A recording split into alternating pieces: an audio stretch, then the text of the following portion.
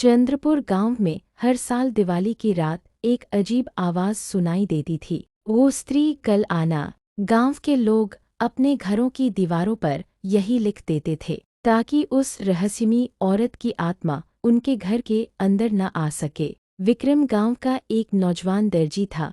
उसे भूत प्रेत जैसी बातों पर बिल्कुल विश्वास नहीं था। वह अक्सर गांव वालों का मजाक उड़ाता था। एक रात तेज बारिश हो रही थी। विक्रम काम खत्म करके घर लौट रहा था कि अचानक उसे पीछे से पायल की आवाज सुनाई दी। झन झन झन।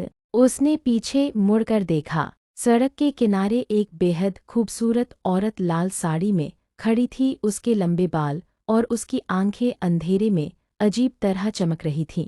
क्या तुम मेरी मदद करोगे? उसने धीमी आवाज में पूछा। विक्रम जैसे उसके जादू में बंध गया। वह बिना कुछ सोचे उसके पीछे पीछे चलने लगा।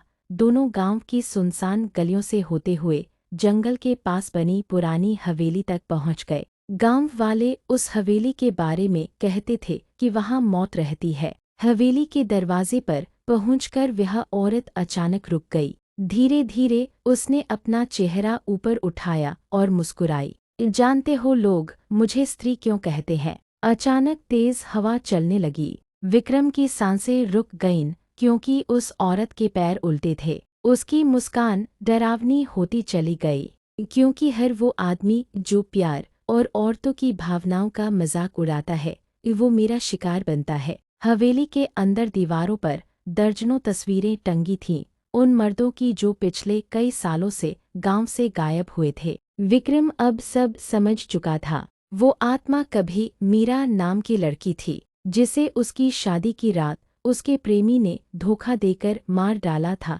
तब से हर दिवाली की रात वह वापस आती थी। अचानक हवेली के सारे दरवाजे बंद हो गए। चारों तरफ अंधेरा छा गया और अगले ही पल पूरे गांव में विक्रम की डरावनी चीख गूंज उठी। अगली सुबह हवेली के बाहर सिर्फ एक चीज मिली, खून से सना हुआ आधा सिला लाल बाथरूब और दीवार पर लिखा था, ओ स्त्री कल फिर आना।